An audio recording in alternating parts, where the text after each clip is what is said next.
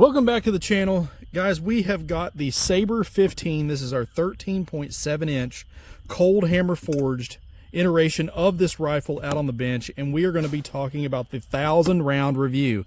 Yep, I finally got actually over 1,000 rounds through this thing now, and just kind of wanted to give some follow-up thoughts, some final thoughts on this rifle itself, let you all know how it's done so far. I'm just going to go ahead and tell you, it's been absolutely amazing. This thing is an all-out joy to shoot. I've had a few different iterations since I've got it back in, gosh, I guess it was June now. And I have settled on this right here, this setup.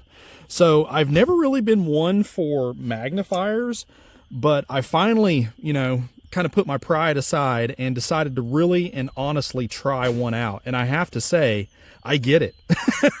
Guys, I actually get it. I know why some of you guys absolutely swear by them. Optics Planet had these Juliet 3s on sale a couple of months back, and I went ahead and I was like, you know what, now or never. So I went ahead and snagged one, and I absolutely love it. You have essentially the best of both worlds. And this Juliet 3, the thing doesn't weigh hardly anything. That was always my stick up with this type of a setup, is the overall weight of the magnifier compared to like a red dot by itself, or even a smaller LPVO. Now you really do get the best of both worlds. You got a 3 power if you need it, and I have no trouble getting out to 200 yards with this. So, I mean, it's definitely usable. Plus, you have the ability of the quick firing, quick target acquisition of a red dot sight. So we got the Hollow Sun. I think this is the 503U here.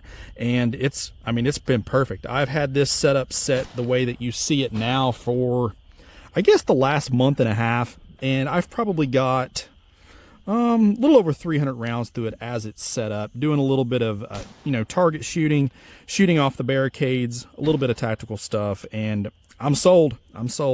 But for what you guys came here for, let's go ahead. I do have the shot record, so I'll put it up here. You can see that we started back in June 13th is when I first got this rifle. So we put the initial 30 rounds to function check, and that's what we have been through up until earlier this month. So last week, I guess.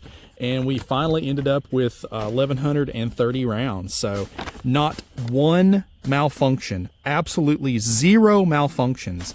And you may be asking yourself, well, what kind of ammo have I used? And you can kind of understand, I don't have, the coin to throw out, tons of ammo all at one time. So it's taken me a little bit, but I have shot Wolf steel case. There's probably 400 rounds of Wolf steel through this, and the rest of it has just been a mixed bag of brass ammo, even some hand loads. So I shot quite a few hand loads, also just Winchester white box stuff, and I shot some Herders, which I think is also Winchester. So, but it's ate it all, absolutely all of it. No issues of any kind whatsoever. Basically just put the ammunition in the magazine and charge the handle, and you're ready to rock and roll. The wind's trying to blow my papers around here. But nonetheless, it's one thing that I did have kind of some qualms about whenever I first took this rifle out of the box was the attachment system of the handguard, and how well that was really going to lead to longevity over the life of the rifle so far. And it is still rock tight. I mean, it is solid. And I've barricade shot this. I've put it down in the on trees, limbs, logs, everything else back here at the hide, just to see if there was going to be any type of an issue with it, and I have had none. It's completely lock solid and still going strong as it is. I did put a Magpul door cover on here just to kind of clean it up a little bit. Now this does have a Magpul MOE SL grip on here. I may go ahead and put a better grip on it. I don't know yet. Charging handle, not going to change that. BCG is perfect, absolutely no issues at all. You guys have seen in the inset footage here over the last, gosh, what, months of testing out here at the hide. I mean, it's been a joy to shoot.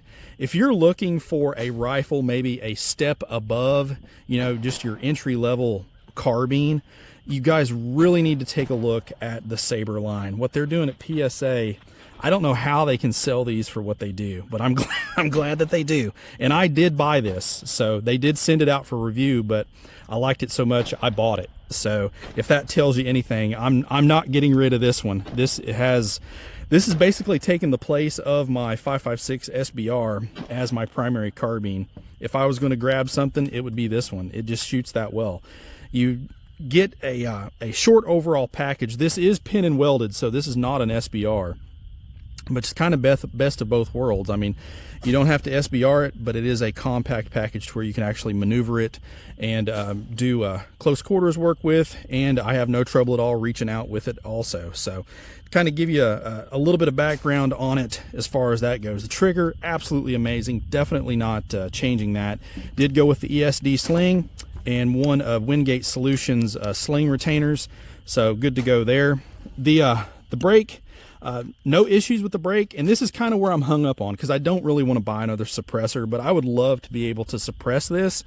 I don't know, I may end up I'm either going to go one of two ways. I'm going to buy another can, probably a dedicated 30 cal can that would go onto that J-Max style compensator there, or that flash hider, or I'm just going to SBR it and remove the pin and use my Trek. So I don't know yet. Let me know down in the comments what you guys think I should do as far as that go. I haven't made up my mind, but overall this thing has been a joy to shoot.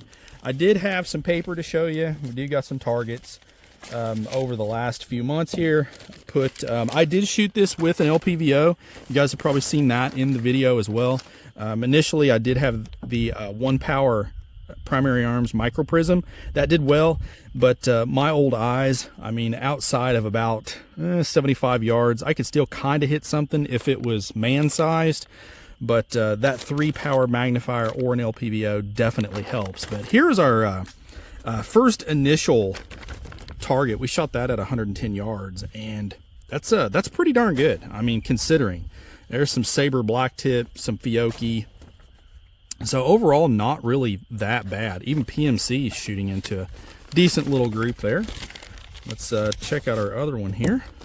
This is at 50 yards here.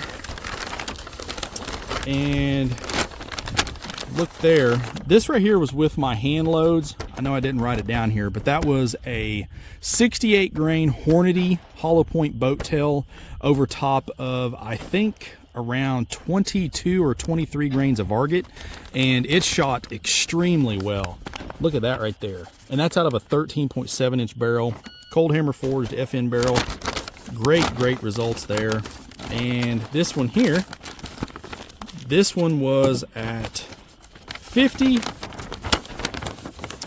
Pretty respectable. I mean, there's some 77 grain OTM. This was with the 6-power LPVO. Just 50 yards, but still very capable platform. But yeah, let me know down below in the comments what you guys think. It's just been a good one. I have not had any issues. I cannot stress that enough. If you're in the market for something that's maybe a little bit better than just your standard carbine, definitely take a look at the Sabre line. It's well worth the look. But please like, share, and subscribe. Head on over to the campsite page. I've got stuff on there PSA related you might be interested in. Shoot me a message over on the Facebook page.